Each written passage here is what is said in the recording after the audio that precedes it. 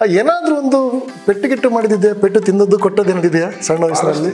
ನನಗೆ ಬಹಳ ಕೋಪಿಷ್ಟ. ನಾನು ಸಣ್ಣದಿರುವಾಗ ಅನುಕೂಲವಂತರ ಕುಟುಂಬದಿಂದಲೇ ಬಂದವರು, ಬಟ್ ನಿಮ್ಮ ಖರ್ಚಿಗೆ ಎಷ್ಟು ಸಿಗ್ತಾ ಇತ್ತು ನಿಮಗೆ?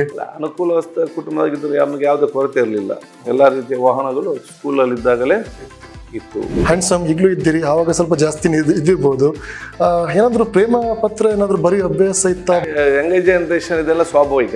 ನೀವೆಲ್ಲ ಕೇಳುವಂಥ ಪ್ರಶ್ನೆಗಳು. ಮನಸ್ಸಿಗೆ ನಾವು ಬೇಸರ ಆದಾಗ ಉಳ್ಳಾಲದಲ್ಲಿರುವ ನಿಮ್ಮ ತಂದೆ ತಾಯಿಯ ಕಬರ್ ಹತ್ರ ಒಬ್ಬರೇ ಹೋಗಿ ನೀವು ಕೂತ್ಕೊಳ್ತೀರಾ ಅಂತ ನಾನೆಲ್ಲೋ ಕೇಳಿದ್ದೇನೆ. ನನ್ನ ತಾಯಿಯನ್ನು ನಾನು ಬಹಳ ಸಣ್ಣದಲ್ಲೇ ಕಳ್ಕೊಂಡೆ.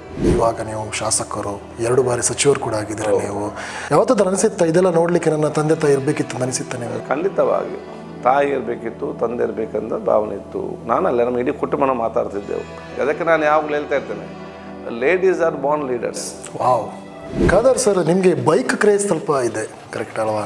ಫಸ್ಟ್ ಟೈಮ್ ಐ ಡಿಫೀಟೆಡ್ ಇವನು ಸುಭಾಷ್ ಅನ್ನೋರು. ಸುಭಾಷ್ ನಾನು ಅವ್ರ ಕಂಕನಾಡಿ ಗ್ಯಾರೇಜ್ ಇತ್ತು ಅವರು, ಸುಭಾಷ್ ಚಂದ್ರ ಅಂತೇಳಿ. ಸೊ ಅವ್ರನ್ನ ಡಿಫೀಟ್ ಮಾಡಿ ನಾನು ನ್ಯಾಷನಲ್ ಚಾಂಪಿಯನ್ ಆದೆ ರೋಡ್ ಕಿಂಗ್ ಇದರಲ್ಲಿ.